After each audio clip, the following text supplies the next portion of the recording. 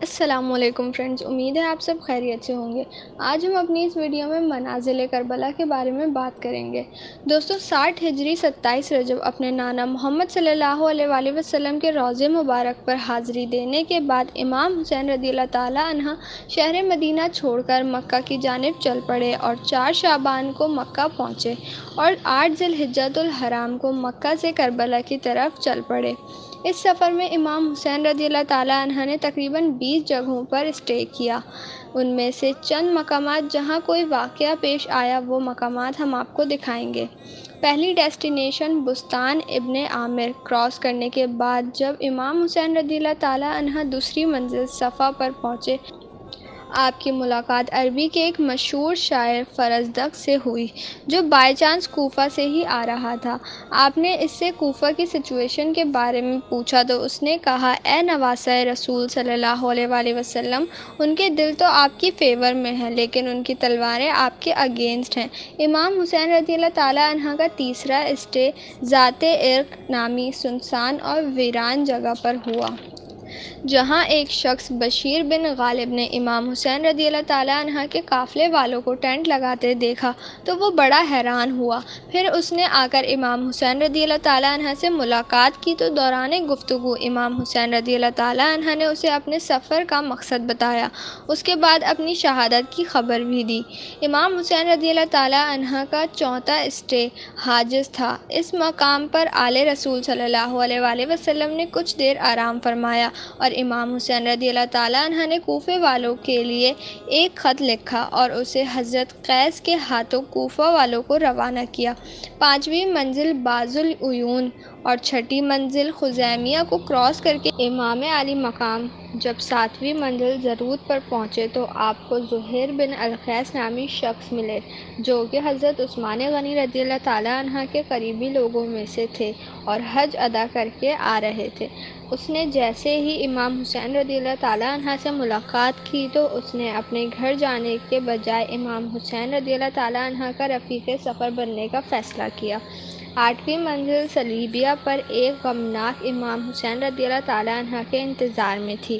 یہی وہ مقام تھا جہاں آپ کے چچا زاد بھائی مسلم بن عقیل اور ان کے 2 بیٹوں کی شہادت کی دردناک خبر ملی۔ اس پر آپ نے خود ارشاد فرمایا اور حالات کی سنگینی سے قافلے والوں کو آگاہ کر دیا تاکہ کوئی جانا چاہے تو چلا جائے، لیکن آپ کے ساتھ سفر شروع کرنے والوں میں سے کسی نے بھی پیٹھ نہ پھیری۔ مشکلات میں اضافہ اور جرنی ڈیفیکلٹ ہوتی جا رہی تھی کیونکہ ابن زید گورنر کوفہ کو امام حسین رضی اللہ تعالیٰ عنہ کے آنے کی خبر مل گئی تھی اور اس نے اپنی بہادر اور ماہر کمانڈر حر کو 1000 کا لشکر دے کر امام حسین رضی اللہ تعالیٰ عنہ کو گرفتار کرنے بھیج دیا۔ امام حسین رضی اللہ تعالیٰ عنہ زحالہ، بطن عقبہ اور شراب سے گزرنے کے بعد جب 12ویں منزل سرات پر پہنچے تو آپ کا سامنا حر اور اس کے 1000 کے لشکر سے ہوا۔ اس ریگستانی علاقے میں حر اور اس کے لشکر والوں کا پیاس سے برا حال ہو چکا تھا اور ان کے پاس پانی بھی نہیں تھا، تو امام حسین رضی اللہ تعالیٰ عنہ نے ان کو اپنے ہاتھوں سے پانی پلایا۔ پھر آپ نے ان کے سامنے تقریر کی۔ جب آپ ظہر کی نماز پڑھنے کے لیے کھڑے ہوئے تو آپ کے قافلے والوں کے ساتھ حر کے لشکر نے بھی آپ کے پیچھے ہی نماز پڑھی۔ 13ویں منزل قادسیہ، یہ ہے ٹرننگ پوائنٹ۔ امام حسین رضی اللہ تعالیٰ عنہ کو جانا تو کوفہ تھا لیکن آپ نے راستہ تبدیل کر دیا اور آپ کربلا کی طرف چلنا شروع ہو گئے۔ امام حسین رضی اللہ تعالیٰ عنہ اپنی منزل شہادت کی طرف سفر کرتے ہوئے مغیثہ، عزیب الحجانات، بیدہ اور ذوحسم کے بعد جب 18ویں منزل قصر بنی مقاتل پر پہنچے تو شام ہو چکی تھی۔ آپ نے رات یہیں گزاری اور صبح جب امام حسین رضی اللہ تعالیٰ عنہ یہاں سے روانہ ہوئے تو آپ کی زبان پر انا للہ و انا الیہ راجعون کے کلمات جاری تھے۔ آپ کے بیٹے علی اکبر نے آپ سے یہ کلمات پڑھنے کی وجہ پوچھی تو آپ نے فرمایا کہ بیٹا، میں نے ابھی خواب دیکھا ہے اور اس میں ہمیں شہادت کی خبر دی گئی ہے۔ تو آپ کے شہزادے نے پوچھا کہ اے بابا جان، کیا ہم حق پر نہیں ہیں؟ تو امام حسین رضی اللہ تعالیٰ عنہ نے فرمایا کیوں نہیں؟